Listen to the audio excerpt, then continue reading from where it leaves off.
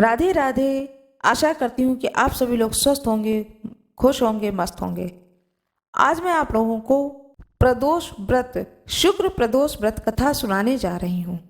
कृपया पूरी कथा को सुनिएगा, जिससे कि कथा सुनने का पूर्ण फल आपको प्राप्त हो।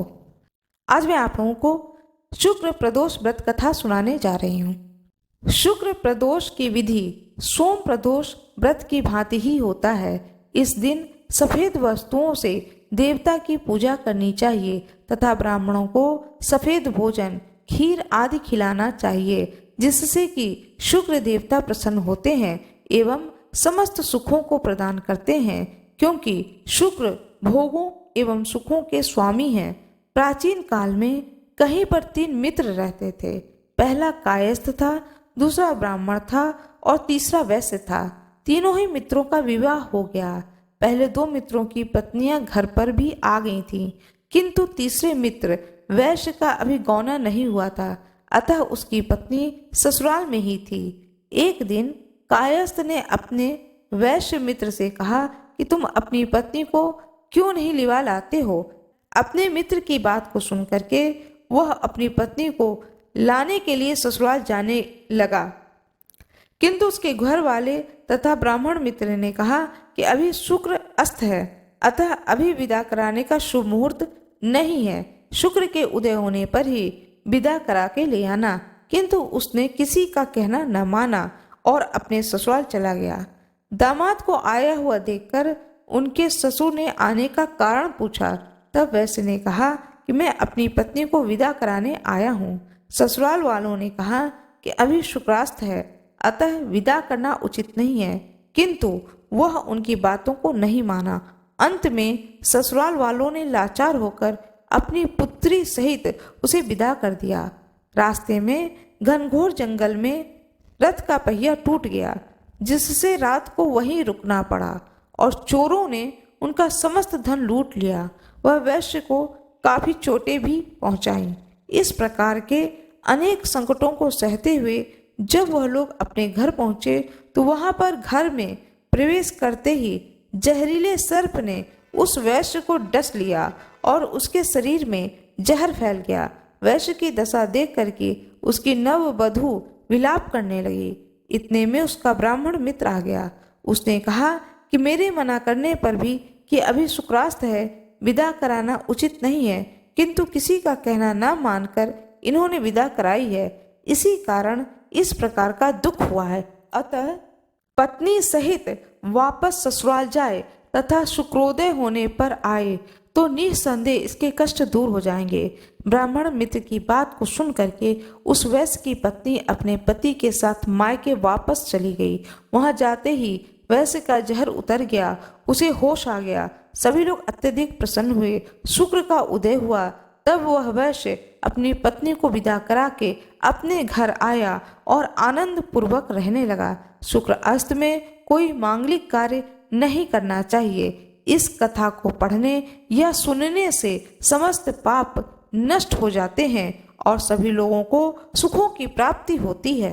भगवान शंकर की जय हो, माता पार्वती की जय हो, भगवान गणेश की जय हो।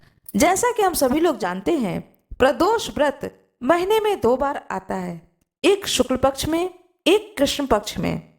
भगवान शंकर का व्रत जो कि प्रदोष व्रत है, इस व्रत को दोनों ही पक्षों में किया जाता है। बड़े ही श्रद्धा विश्वास के साथ किया जाता है। कहा जाता है जो कोई भी भगवान शंकर की पूजा करता है, भगवान शंकर उसके सभी मनोकामनाओं की पूर्ति करते हैं और साथ में अपने भक्त की भक्ति से प्रसन्न होकर के उसके भाग्य को बदल देते हैं।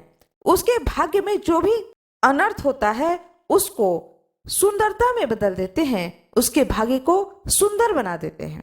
फाल्गुन मास शुक्ल पक्ष में पड़ने वाली प्रदोष व्रत के दिन, इस दिन भगवान शंकर को रंग, अबीर, गुलाल अवश्य ही चढ़ाएं। बहुत ही शुभ होगा जो कोई भी इस दिन प्रदोष व्रत के दिन भगवान शंकर को अबीर गुलाल चढ़ाएं। वैसे तो हर वक्त भगवान शंकर को अबीर गुलाल कुमकुम ये सब नहीं चढ़ाए जाते हैं, लेकिन कुछ पूजाओं में अवश्य ही चढ़ाना चाहिए। जैसे कि रुद्राभिषेक में अबीर गुलाल चढ़ाया जाता है। रंग भरी एकादशी के दिन भी भगवान शंकर को रंग गुलाल अवश्य ही चढ़ाना चाहिए। और यह जो प्रदोष व्रत है, उन्हें भी चाहिए कि प्रदोष व्रत के दिन भगवान शंकर को अबीर गुलाल अवश्य ही चढ़ाएं। जो इस व्रत को नहीं धारण करते हैं, उन्हें भी चाहिए कि इस दिन भगवान शंकर को अवश्य अबीर गुलाल चढ़ाएं। आइए जानते हैं कि फाल्गुन मास शुक्ल पक्ष में पड़ने वाले प्रदोष व्रत कब है।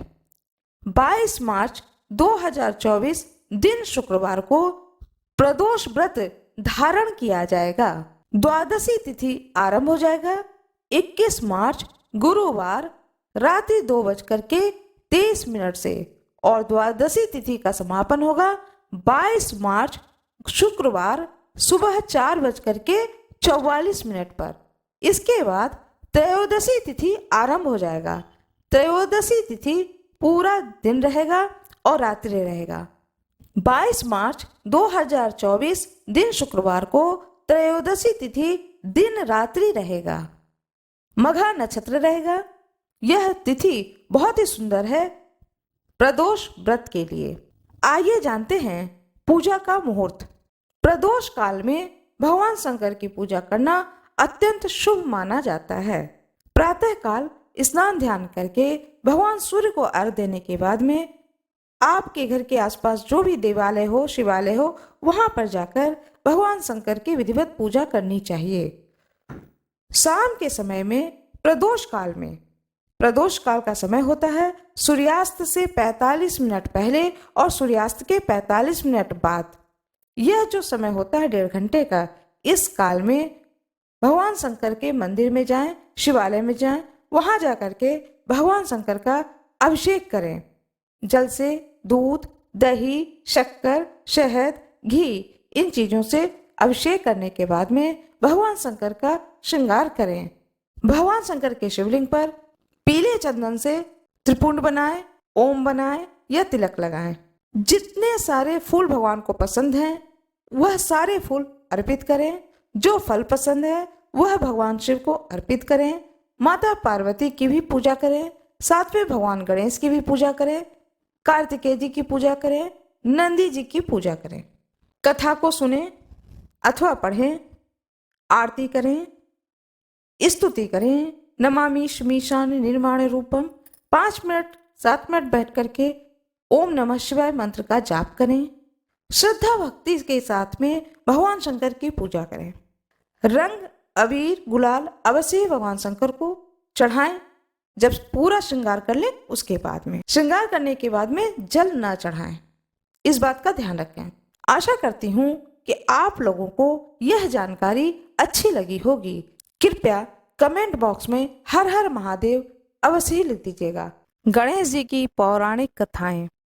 भगवान श्री गणेश जी की कथा कहानी का वर्णन अनेक ग्रंथों में मिलता है। श्री गणेश जी ने कई लीलाएं ऐसी की हैं जो श्री कृष्ण की लीलाओं से मिलती जुलती है। इन लीलाओं का वर्णन गणेश पुराण, शिव पुराण, ब्रह्मवैवर्त पुराण में मिलता है। श्री गणेश का पूर्ण जीवन ही रोचक घटनाओं से भरा पड़ा है और इसी में से एक है कि आखिर क्यों श्री गणेश जी की पूजा पर तुलसी अर्पित नहीं की जाती है। भगवान गणेश तथा तुलसी जी की कथा।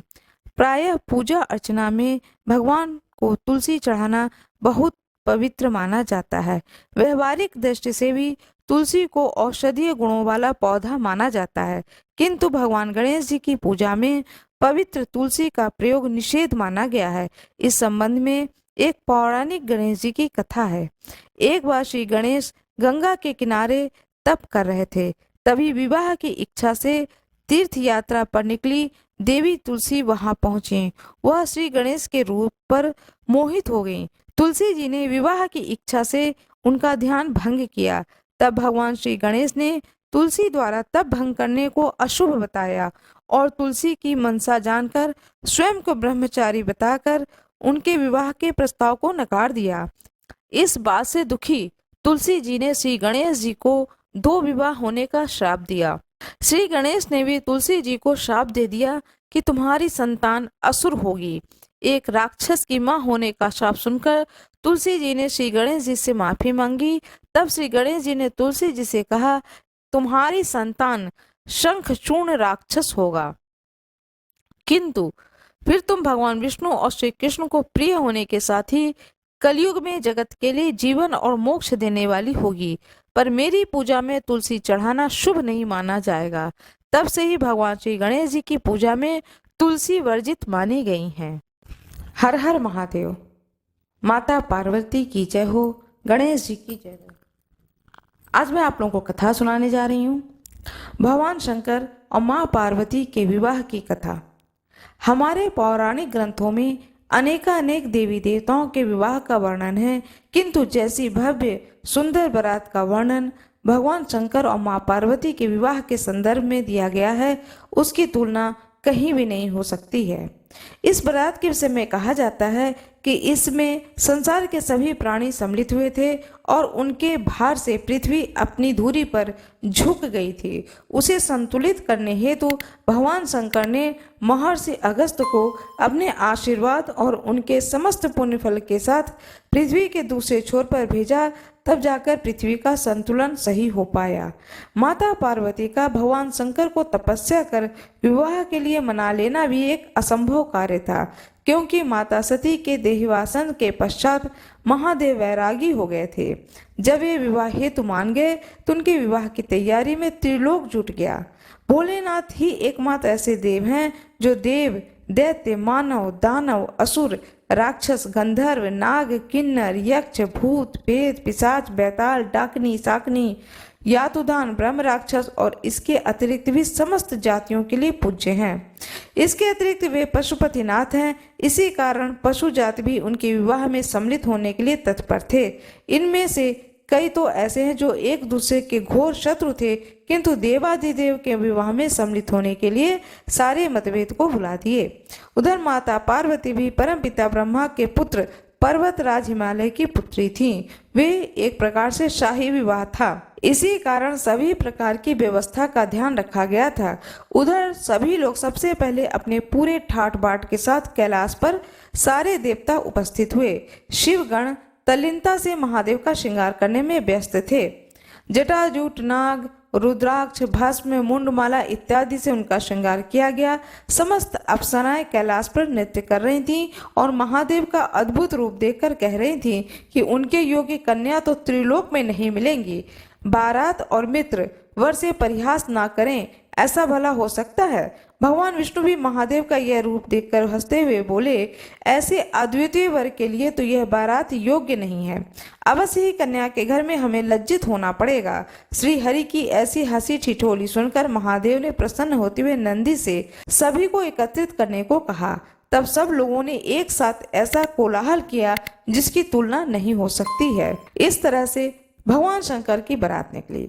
तुलसीदास जी लिखते हैं रामचरितमानस में कि बहुत ही सुंदर वर्णन किया है। कोई मुखहीन विपुल मुख काहूं, बिनु पद कर कोई बहु पद बाहूं, विपुल नयन कोई नयन विहीना, रिष्ट पुष्ट कोई अति तन कीना। इस बारात में कोई बिना मुख का था, किसी के बहुत मुख थे, कोई बिना हाथ पैर का था तो किसी के बहुत सारे हाथ पैर थे, किसी की बहुत सी आंखें थीं तो किसी की आंख नहीं थी, कोई बहुत ही मोटा ताजा था तो कोई बहुत ही दुबला पतला था। सभी देवी देवता अपने अपने वाहनों के साथ में बारात के साथ निकले। अपने गणों भृंगी, वीरभद्र, भैरव, क्षेत्रपाल, गणेश्वर, शंखकर्ण, कंकराक्ष, विकृत, विशाख, विकृतानन, ये सब अत्यंत शोभादायी दिखाई दे रहे थे। स्वयं चंडी देवी महादेव की बहन बनकर आई थीं। उनका रूप भी अद्भुत था। उन्होंने सर्पों का आभूषण धारण किए था, प्रेत पर सवार थीं एवं सर पर स्वर्ण कलश उठाया हुआ था। बारात के मध्य में भगवान विष्णु एवं भगवान ब्रह्मा क्रमशः गरुड़ एवं हंस पर सारी व्यवस्था का निरीक्षण करते हुए चल रहे थे। माता गायत्री, सावित्री, सरस्वती, लक्ष्मी और अन्य पवित्र माताएं उस बारात की शोभा बढ़ा रही थीं। सप्त ऋषियों सहित सभी ऋषि मुनि स्वास्ति गान करते हुए चल रहे थे। देवराज इंद्र समस्त देवताओं से एवं कुबेर यक्षों एवं गंधर्वों से घिरे चल रहे थे। श्रेष्ठ मनुष्य इन सभी के दर्शन कर स्वयं को धन्य मानते हुए आगे बढ़ रहे थे। भगवान शिव को तनिक पीछे छोड़कर भगवान विष्णु और परमपिता ब्रह्मा शेष देवताओं, यक्ष, गंधर्वों आदि को लेकर आगे बढ़े। हिमालय के द्वार पर अनेक सुंदर स्त्रियों के बीच माता पार्वती की माता मैनावती ने सबका स्वागत किया। श्री हरि, ब्रह्मा जी और सभी देवताओं का सुंदर रूप देखकर मैनावती अत्यंत प्रसन्न हुई एवं व्यग्रता से भगवान शिव के आने की प्रतीक्षा करने लगी। शिव गणों, भूत प्रेतों से घिरे अद्भुत वेशधारी महादेव जब वहां पहुंचे तो उनका भयानक रूप देखकर नगरवासी डरकर पीछे हटने लगे। मैनावती तो मारे भय के अचेत हो गईं। वहां उपस्थित श्रेष्ठजन एवं स्वयं हिमालय राज भी महादेव की लीला न समझकर उनका वह रूप देखकर दुखित हो गए। हिमालय राज ने दुखी मन से उन अद्भुत वेशधारी शिव को द्वार के अंदर आमंत्रित किया। तभी मैनावती की तंद्रा टूटी और उन्होंने उस विवाह से मना कर दिया। अपनी पुत्री पार्वती को अपने अंक में भरकर रोते हुए बोली, हे पुत्री, क्या इस भयानक वेशधारी वर हेतु ही तुमने इतनी भीषण तपस्या की थी? अपनी ऐसी सुंदर और कोमल पुत्री, जिसकी संसार में कोई तुलना नहीं है, को मैं कदापि इस औघड़ के हाथों नहीं सौंपूंगी। पता नहीं नारद को मुझसे कौन सा ऐसा बैर था जो तुम्हारा लगन इस भभूतधारी के साथ लगवा दिया। चाहे मेरे प्राण ही क्यों न जाए, किंतु मैं ये विवाह नहीं होने दूंगी। इस प्रकार मैनावती अपने पुत्र को पकड़े विलाप करने लगी। तब माता पार्वती ने मैनावती को समझाते हुए कहा, हे माता, तुम महादेव की इस लीला को नहीं जानती हो। वैसे भी मनुष्य के प्रारब्ध में जो होता है उसे वही प्राप्त होता है। तब हिमालय राज ने अपनी पत्नी को समझाते हुए कहा कि प्रिय, तुम कदाचित अपनी पुत्री को नहीं पहचान रही हो। पूर्व काल में श्री राम की पत्नी सीता का रूप धरने के कारण जिस जगत जननी सती को महादेव ने त्याग दिया था, वही इसी जन्म में तुम्हारी पुत्री के रूप में जन्मी है। इसका संबंध तो महादेव से पहले से ही जुड़ चुका है। आज तो बस विवाह की औपचारिकता भर है। अपनी पुत्री और पति के ऐसे वचन को सुनकर मैनावती ने अंततः वर का स्वागत किया। तब अपनी सास को दुखी देखकर महादेव ने कोमल स्वर में उनकी इच्छा पूछी। तब मैनावती ने उनसे उस औघड़ के वेश को छोड़कर राजकुमारों वाला वेश धरने की इच्छा की। उनकी प्रार्थना को स्वीकार कर भगवान शिव ने नारायण से स्वयं का श्रृंगार करने को कहा। तब भगवान विष्णु और देवताओं ने महादेव को जनवासे में ले जाकर उनका श्रृंगार किया और जब वह वेदी पर आए तो उनका रूप करोड़ों कामदेवों को भी लज्जित कर रहा था। उस समय तक जो कोई देवी पार्वती को अद्भुत रूप देखकर आश्चर्य करते, वे महादेव के इस अति सुंदर रूप को देखकर मंत्रमुग्ध हो गए।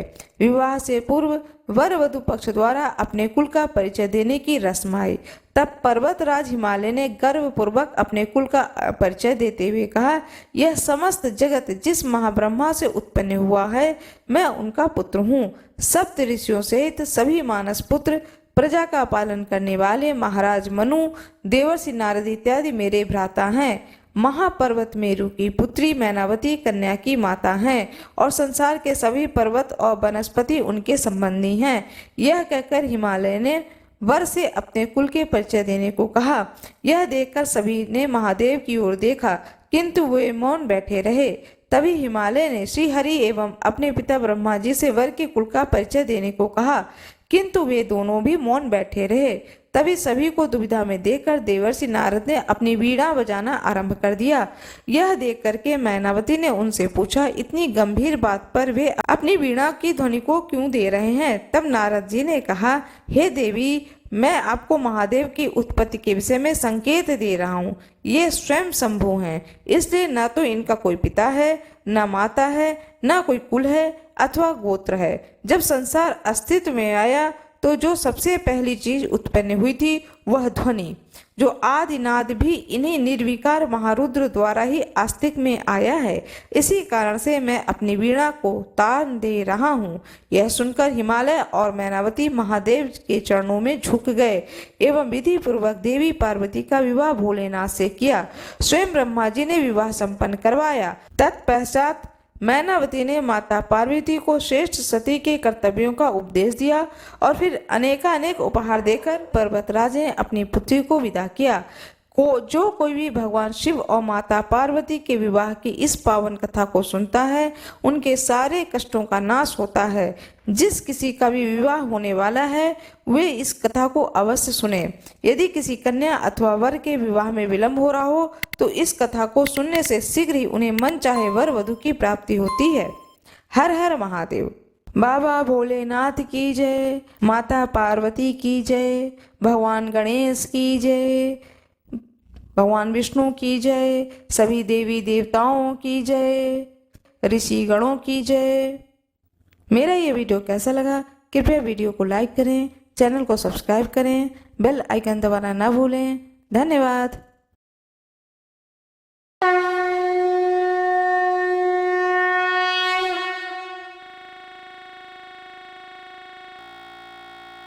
हर हर महादेव।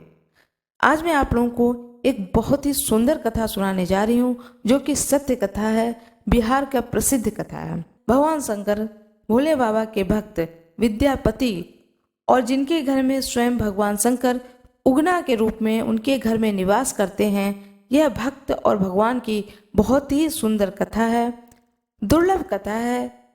वहाँ पर लोकगीत चलते हैं। इन कथाओं को अब बहुत कम लोग जानते हैं। वह कथा मैं आज आप लोगों को सुनाने जा रही हूँ। कृपया मेरे वीडियो में अंत तक बने रहें। विद्यापति एक कवि थे।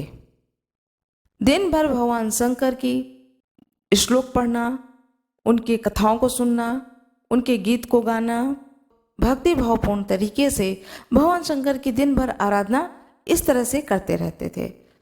कवि थे लेकिन उनको घर का भी सारा जिम्मेदारी था, घर गृहस्थी की जिम्मेदारी थी, पत्नी थे, बच्चे थे, तो उनको खेत खलियान भी देखना पड़ता था, अपनी गृहस्थी देखनी पड़ती थी। लकड़ी घर में है कि नहीं है वो भी लकड़ी तोड़ कर लाना पड़ता था। लेकिन उनका गला बहुत ही सुरीला था और बहुत ही सुंदर सुंदर भगवान शंकर का वो भजन भी गाया करते थे। जब वो लकड़ी तोड़ रहे हैं और भगवान शंकर के भजन गा रहे हैं, खलिहान जा रहे हैं, भगवान शंकर के भजन गा रहे हैं, नित्य प्रति उनका यह सारा दिन चलता रहता था। और सुबह वह उठते थे, नित्य काम करते थे, अपना पूजा जो घर में नित्य होता था वह करते थे। उसके बाद उनका यह कार्य शुरू हो जाता था। दिन दुनिया से मतलब नहीं होता था कि पड़ोस में कौन क्या कर रहा है, कौन कहाँ क्या कर रहा, कौन नहीं कर रहा। अपना कार्य अपने तरीके से भगवान शंकर को याद करते हुए, भजन गाते हुए करते रहते थे। एक बार उन्होंने भोग लगाया, भगवान शंकर के लिए बहुत ही सुंदर सुंदर भोग बनवाया, अपनी पत्नी से स्वादिष्ट भोजन बनवाया, जो भी बनवाया उस भोग को लगाया और लगा करके आंख बंद करके ध्यान मग्न हो करके भगवान शंकर के भजन गाने लगे। और ऐसा कहा जाता है कि भगवान शंकर ने उस भोग के प्रसाद को थोड़ा सा खा लिया। खाने के बाद में फिर भगवान शंकर को लगा कि अब मैं इस विद्यापति का ऋणी हो गया और इस ऋण को उतारने के लिए विद्यापति के पास मुझे 6 महीने के लिए जाकर के उसके घर में उसके साथ में रहना पड़ेगा और इस ऋण को चुकाने के लिए सारे काम करने पड़ेंगे। ऐसा सोच करके भगवान शंकर जो है वह 14 साल के एक बालक के रूप में उगना के घर के दरवाजे पर खड़े हो जाते हैं। उस समय भी भगवान का भजन कर रहे होते हैं, भगवान शंकर का भजन गा रहे होते हैं। विद्यापति स्वयं बैठ करके तो ये जाते हैं और दरवाजा खटखटाते हैं। विद्यापति महाराज निकल कर आते हैं, बोलते हैं, वह बालक बोलते हैं जो कि भगवान शंकर है। विद्यापति को ये बात मालूम नहीं होती है कि जो बालक खड़ा है सामने यह स्वयं भगवान शंकर है। तो वो बालक बोलता है कि महाराज आपके यहाँ कोई काम हो तो मुझे नौकर के रूप में रख लीजिए, मैं आप लोगों की सेवा करूँगा और मुझे कुछ भोजन प्राप्त हो जाया करेगा। विद्यापति ने कहा कि मैं सारा काम तो स्वयं कर लेता हूँ और इसी बहाने भगवान शंकर के भजन भी गाते रहता हूँ, इससे मुझे किसी नौकर की ज़रूरत नहीं है, तुम जाओ कहीं और नौकरी प्राप्त कर लो। लेकिन उनकी पत्नी को लगा अरे ये नौकर रहेगा, घर का 4 काम करेगा, 2 रोटी खा लेगा तो खा लेगा, लेकिन मेरा सारा काम कर देगा, अब मेरे ऊपर गृहस्थी की बड़ी काम आ जाती है। उनको थोड़ी सी लालच आ गई और उन्होंने कहा नहीं नहीं तुम रह जाओ और तुम घर के सारे काम करो। भगवान शंकर ने कहा कि जो आज्ञा माता। ये कह करके भगवान शंकर उनके घर में एक नौकर के रूप में रहे और विद्यापति ने पूछा कि तुम्हारा नाम क्या है, तो उगना नाम बताया। उगना। उन्होंने कहा ठीक है उगना, आज से तुम रहो मेरे घर में और मेरे घर का जो भी काम है वो सब काम करो। बोले ठीक महाराज। अब रोज उगना जो है बहुत सारा काम कर देते थे भगवान शंकर। विद्यापति को धीरे धीरे आदत पड़ गई उगना की। उगना उनका सारा काम आगे बढ़ बढ़ के कर देते थे। उसके बाद उगना कहते थे कि आप भजन गाओ भगवान शंकर की, मैं बैठ के सुनूंगा। बोले ठीक है, तो बहुत अच्छी बात है, मैं तो अकेले ही भजन गाता रहता हूँ, कोई तो सुनता भी नहीं है। अब वो बहुत प्रसन्न हुए विद्यापति कि चलो एक नौकरी से ही कोई सुन तो रहा है मेरे भजन को। और वो नित्य और प्रसन्न मन से भाव से भगवान शंकर की नित्य पूजा करने लगे। साथ में भजन और बढ़ा दिए उन्होंने और भजन ध्यान से करने लगे। एक दिन क्या होता है कि पूरे गांव के लोग गंगा स्नान के लिए जाते हैं कि पूर्णिमा का दिन है, त्योहार का दिन है, सभी लोग गंगा स्नान करने जा रहे हैं। तो इनकी पत्नी ने कहा, विद्यापति की पत्नी ने कहा चलिए हम लोग भी चलते हैं परिवार के साथ में गंगा स्नान करने के लिए। विद्यापति ने कहा ठीक है चलो चलते हैं। अब विद्यापति, उनकी पत्नी और उगना, ये तीनों लोग गंगा स्नान के लिए गए। अब जब गंगा स्नान के लिए गए तो गंगा जी में तो बहुत भीड़ थी, त्योहार का दिन था। जब बहुत भीड़ को देखा तो उगना ने कहा विद्यापति जी से, महाराज गंगा जी तो उसमें है नहीं, गंगा माता देखो यहाँ आके छुप के बैठ गई हैं। विद्यापति जी इधर उधर देखे कहाँ गंगा माता छुप के बैठ गई हैं। बोले ये देखिए जो झाड़ी है, झाड़ी के पास में ये जो थोड़ा सा पानी है पड़ा हुआ, बोले ये पानी नहीं है, ये तो कीचड़ है, इतना पैर भी नहीं आ रहा है, इतना थोड़ा सा पानी है, पंजे भी नहीं जिसमें भीग रहे हैं, इतना थोड़ा सा पानी है, तुम बता रहे हो ये गंगा जी हैं। बोले हाँ महाराज यही गंगा जी हैं, वहां से निकल के यहाँ छुप के बैठ गई हैं, इसी में आप स्नान करिए। इतने मीठे स्वर में उगना ने कहा कि विद्यापति भूल गए और उस बोले ठीक है तुमको यही मन करता है तो हम इसी कीचड़ वाले पानी में स्नान कर लेते हैं। और विद्यापति महाराज उसी कीचड़ वाले पानी में नहाते हैं और पूरे वो कीचड़ कीचड़ हो जाता है पूरा उनका शरीर। अपना भी शंकर भगवान पूरा उसी उगना जो रूप में होते हैं वो भी उसी में लोटपोट करते हैं, उनकी पत्नी को भी लोटपोट कराते हैं। अब रास्ते भर जब उनकी पत्नी लौट के आती हैं तो रास्ते भर बड़बड़ करती हैं, गुस्सा करती हैं, लो सब कोई तो गंगा स्नान किए, हम तो कीचड़ स्नान किए। उगना ने भी बड़े मीठे स्वर में कहा नहीं माता जी आप जो हैं गंगा स्नान की हैं। इतने पापी लोग गंगा में जो स्नान कर रहे थे तो गंगा माता डर के मारे उन पापियों के डर से कि इतने पापियों को मैं नहीं तार पाऊंगी, वो गंगा जी गंगा स्थान को छोड़ करके वो छुप के वहां बैठी थी। मैंने आप लोगों को गंगा स्नान कराया है। ये कह करके मुस्कुराते हुए भगवान शंकर घर आते हैं। उनकी पत्नी फिर से नहाती हैं, कहती हैं बताओ पूरे देह में कीचड़ लग गया है।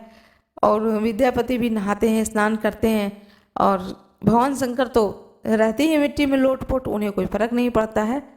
लेकिन चूंकि जगत में थे तो वो भी अपना हाथ पैर मुंह धुलते हैं। इस तरह से उन्होंने गंगा स्नान किया और डांट भी खाई और सच में उन्होंने गंगा स्नान कराया। सच बात थी, लेकिन ये सत्यता वो लोग नहीं जानते थे। विद्यापति और उनकी पत्नी नहीं जानती थी कि यह उगना जो है भगवान शंकर हैं और ये सही चीज उनको बता रहे हैं। आगे की कथा उनके जीवन में हर दिन विद्यापति और उनकी पत्नी के साथ में हर दिन भगवान शंकर किस तरह से कृपा करते हैं, यह कहानी मैं प्रत्येक दिन एक कहानी आप लोगों को सुनाऊंगी। यदि मेरी यह कहानी आप लोगों को अच्छी लगी, जो भी भगवान शंकर से प्रेम करते हैं, उनकी आराधना करते हैं, वह इस कहानी को अवश्य सुने। वीडियो को लाइक कर दें, चैनल को सब्सक्राइब अवश्य कर दें। अब मैं शिव चालीसा पढ़ रही हूँ। जय गणेश गिरिजा सुवन मंगल मूल सुजान, कहत अयोध्या दास तुम देव अभय वरदान। जय गिरिजापति दीन दयाला, सदा करत संतन प्रतिपाला। भाल चंद्रमा सोहतनी को, कानन कुंडल नागफनी के। अंग गौर सिर गंग बहाए, मुंड माल तन छार लगाए। वस्त्र खान बागंबर सोहे, छवि को देख नाग मुनि मोहे। मैना मातुक हवे दुलारी, वाम अंग सोहत छवि न्यारी। करत शूल सोहत छवि भारी, करत सदा शत्रुन क्षयकारी। नंदी गणेश सोहे तह कैसे, सागर मध्य कमल हैं जैसे। कार्तिक श्याम और गणराऊं, या छवि को कहीं जात न काऊं। देवन जमहि जाय पुकारा, तमय दुख प्रभु आप निवारा। क्या उपद्रव तारक भारी, देवन सब मिली तुम्हें जुहारी। तुरत शरानन आप पठायऊं, लव निमेश में मारे गिरायूं। आप जलंधर असुर संघारा, श्रेयस तुम्हार विदित संसारा। त्रिपुरासुर सन युद्ध मचाई, तवही कृपा करी लीन बचाई। किया तपहि भागीरथ भारी, पूरब प्रतिज्ञा तासु पुरारी। दाहिन मह तुम हम कोई नाही, सेवक स्तुति करत सदाही। वेद माहि महिमा तुम गाई, अकथ अनादि भेद नहीं पाई। प्रकट उदति मंथन में ज्वाला, जत सुरासुर भय विहाला। केंदे आतः करो सहाई, नीलकंठ तब नाम कढ़ाई। पूजन रामचंद्र जब कीन्हा, जीत के लंग विभीषण दीना। सहस्त्र कमल में हो रहे धारी, कीन परीक्षा तबहि पुरारी। एक कमल प्रभु राख्यो सोई, कमल नयन पूजन जह सोई। कठिन भक्ति देखे प्रभु शंकर, भय प्रसन्न दिए इच्छित वर। जय जय जय अनंत अविनाशी, करत कृपा सबके घटवासी। दुष्ट सकल नित मोहि सतावे, भ्रमत रहो मोहि चैन न आवे। त्राहि त्राहि मैं नाथ पुकारो, यही अवसर मोहि आन उबारो। लहत शूर शत्रुन को मारो, संकट ते मोहि आन उबारो। मात पिता भ्राता सब होई, संकट में पूछत नहीं कोई। स्वामी एक है आस तुम्हारी, आय हरऊ मम संकट भारी। धन निर्धन को दे सदाही, जो कोई साचे सो फल पाई। स्तुति के विधि करो तुम्हारी, क्षमो नाथ अब चूक हमारी। शंकर हो संकट के नाशन, विघ्न विनाशक मंगल कारण। योगी यति मुनि ध्यान लगावे, नारद सारद शीस नवावे। नमो नमो जय नमः शिवाय, सुर ब्रह्मादिक पार न पाए। जो यह पाठ करे मन लाई, तापर होत है शंभु सहाय। ऋणनिया को हो अधिकारी, पाठ करें सो पावन हारी। पुत्र होने की इच्छा कोई, निश्चय शिव प्रसाद सोई सोई। पंडित त्रयोदशी को लावे, ध्यान पूर्वक होम करावे। त्रयोदशी व्रत करे हमेशा, तन नहीं ताके रहे कलेसा। धूप दीप नैवेद्य चढ़ावे, शंकर सम्मुख पाठ सुनावे। जन्म जन्म के पाप नसावे, अंत धाम शिवपुर में पावे। कहत अयोध्या दास तुम्हारी, जानी सकल दुखों हरऊं हमारी। नित नेम उठि प्रातः ही, पाठ करो 40। तुम मेरी मनोकामना पूर्ण करो जगदीश। मंग सिर छठी हेमंत ऋतु, संबत 64 जान। स्तुति 40 से वही, पूर्ण किन कल्याण। भगवान शंकर की जय हो, माता पार्वती की जय हो, भगवान गणेश की जय हो। भगवान शंकर की आरती करें प्रेम पूर्वक। जय शिव ओमकारा, बाबा जय शिव ओमकारा। ब्रह्मा विष्णु सदा शिव, ब्रह्मा विष्णु सदा शिव। अर्धांगी धारा, जय शिव ओमकारा। एकानन चतुरानन, पंचानन राजे। हंसासन गरुणासन, हंसासन गरुणासन।